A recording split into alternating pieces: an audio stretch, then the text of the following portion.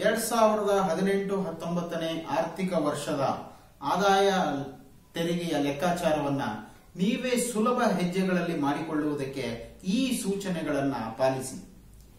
ಮೊದಲು ಈ ವರ್ಷದ ಅಂದರೆ 2018 ಏಪ್ರಿಲ್ 1ನೇ ತಾರೀಕಿನಿಂದ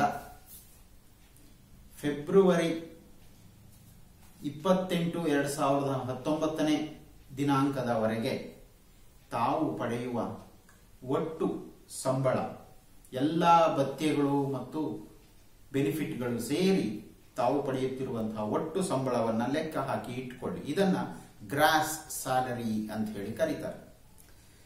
ಇದರಲ್ಲಿ ತಾವು 12 ತಿಂಗಳ ವೃತ್ತಿ ತೆರಿಗೆಯನ್ನ ಕಳೆಯಿರಿ. ಅಂದ್ರೆ ವೃತ್ತಿ ತೆರಿಗೆ ತಿಂಗಳಿಗೆ 200 ರೂಪಾಯಿ ಇದೆ ಅಂತಂದ್ರೆ 12 × 2 2400 ರೂಪಾಯಿಗಳು ಅದನ್ನ ಕಳೆಯಿರಿ. ನಂತರ ಲೆಸ್ ಯುವರ್ HRA ರಿಬೇಟ್. ಅಂದ್ರೆ ಈ HRA ರಿಬೇಟ್ ಅನ್ನ ನೀವು ಪಡಿಬೇಕು ಅಂತಂದ್ರೆ ತಾವು ಅರ್ಹರಿರಬೇಕು. ಅಂದ್ರೆ ಬಾಡಿಗೆ ಮನೆಯಲ್ಲಿ ವಾಸವಾಗಿದ್ದವರಿಗೆ ಮಾತ್ರ ಈ ರಿಬೇಟ್ ಸಿಗುತ್ತೆ. ಸ್ವಂತ ಮನೆಯಲ್ಲಿ ವಾಸವಾಗಿರೋರಿಗೆ ಈ ರಿಬೇಟ್ ದೊರೆಯುವುದಿಲ್ಲ. ಈ ರಿಬೇಟ್ ಅನ್ನ ಕ್ಯಾಲ್ಕುಲೇಟ್ ಮಾಡುವುದಕ್ಕಾಗಿ ತಾವು ತಮ್ಮ ಆಕ್ಚುಯಲ್ HRA ರಿಸೀವ್ಡ್, ಉದಾಹರಣೆಗೆ 5,000 ರೂಪಾಯಿಯಷ್ಟು HRA ಅನ್ನ ತಾವು ಪಡೆದಿದ್ದೀರಿ ಅಂತಂದ್ರೆ 12 ತಿಂಗಳಿಗೆ 12 × 5 60,000ದಷ್ಟು HRA ರಿಸೀವ್ ಆಗಿರ್ತದೆ. ಮೊದಲನೇ ನಿಬಂಧನೆ. ಎರಡನೆಯ ನಿಬಂಧನೆ 40% ಇನ್ ಅದರ್ ಸಿಟಿ. ಅಂದ್ರೆ ನಿಮ್ಮ ಒಟ್ಟು ಸ್ಯಾಲರಿಯ 40%. ಮೆಟ್ರೋ ಸಿಟಿಗಳಲ್ಲಾದ್ರೆ 50%. ಇಲ್ಲಿ ಮೆಟ್ರೋ ಸಿಟಿ ಅಂತ ಹೇಳಿದ್ರೆ ಡೆಲ್ಲಿ, ಕಲ್ಕತ್ತಾ, ಬಾಂಬೆ ಮತ್ತು ಮದ್ರಾಸ್ ಮಾತ್ರ ಇನ್ಕಮ್ ಟ್ಯಾಕ್ಸ್ ನ ದೃಷ್ಟಿಯಿಂದ ಮೆಟ್ರೋ ಸಿಟಿಗಳೆಂದು ಪರಿಗಣಿಸಲಾಗುತ್ತದೆ. ಇದು ಎರಡನೆಯ ವಿಭಾಗ.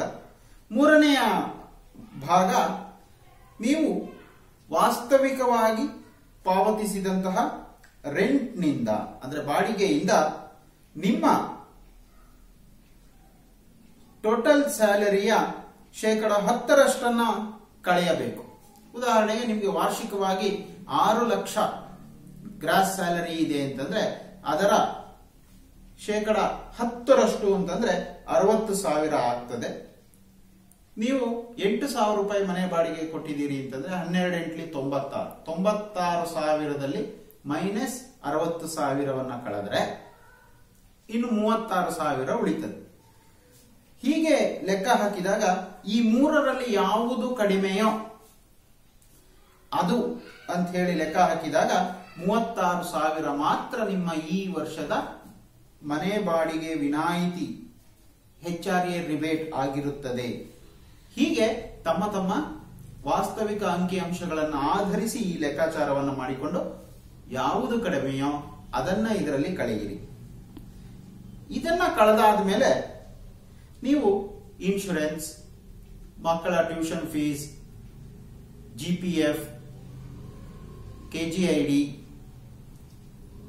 ಈ ರೀತಿಯಾಗಿ ಹಣ ಉಳಿತಾಯ ಮಾಡಿರತಕ್ಕಂತಹ ಹಣದ ಮೊತ್ತವನ್ನು ಲೆಕ್ಕ ಹಾಕಿ ಸೆಕ್ಷನ್ 80C 80C ಅಡಿಯಲ್ಲಿ ತಾವು 1.5 ಲಕ್ಷದವರೆಗೆ 1,50,000 ನಿಮಗೆ ಕಳೆಯೋದಕ್ಕೆ ಅವಕಾಶವಿರ್ತದೆ.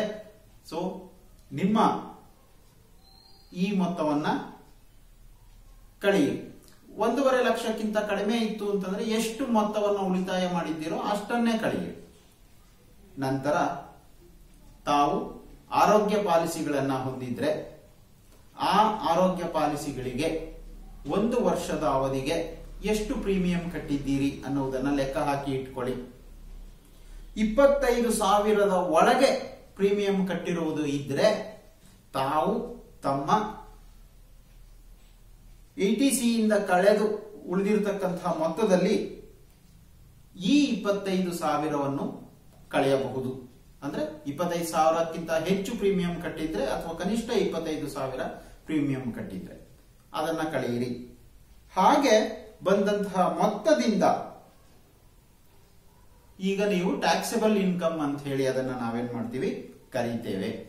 ಈ ಟ್ಯಾಕ್ಸಬಲ್ ಇನ್ಕಮ್ ಏನಿದೆ, NPS ನೌಕರರು ಯಾರಾದರೂ ಇದ್ರೆ, NPS ಗೆ ಕಾಂಟ್ರಿಬ್ಯೂಟ್ ಮಾಡ್ತಾ ಇರುವಂತಹ ನೌಕರರು ಇದ್ರೆ, ಅವರು NPS ನಲ್ಲಿ 50,000ಕ್ಕಿಂತ ಹೆಚ್ಚು ಹಣವನ್ನ ಒಂದು ವರ್ಷದಲ್ಲಿ ಪಾವತಿ ಮಾಡಿದ್ರೆ ಅವರು 50,000 ಪಾವತಿಗೆ ತೆರಿಗೆ ವಿನಾಯಿತಿಯನ್ನ ಪಡೆಯಬಹುದು.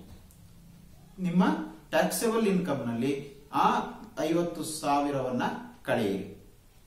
ಈಗ ಬಂದ ಮೊತ್ತ ಟ್ಯಾಕ್ಸಬಲ್ ಇನ್ಕಮ್ ಆಗಬೇಕು.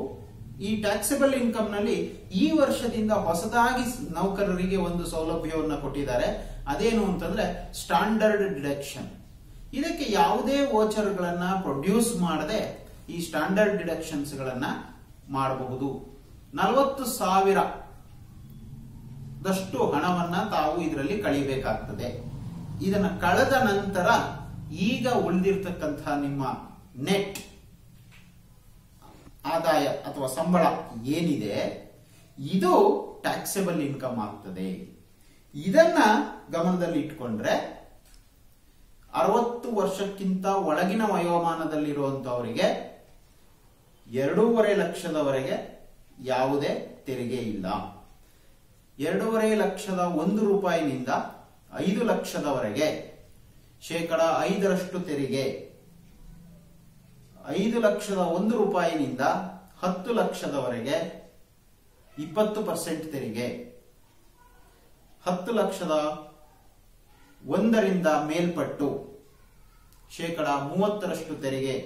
ಈ ರೀತಿಯಾಗಿ ತೆರಿಗೆಯ ಲೆಕ್ಕಾಚಾರವನ್ನ ನಿಮ್ಮ ಇನ್ಕಮ್ ಎಷ್ಟಿದೆ, ಟ್ಯಾಕ್ಸಬಲ್ ಇನ್ಕಮ್ 3.5 ಲಕ್ಷ ಇದೆ ಅಂತ ಅಂದ್ರೆ 3.5 ಲಕ್ಷದಲ್ಲಿ 2.5 ಲಕ್ಷವನ್ನ ಕಳೆಯಿರಿ.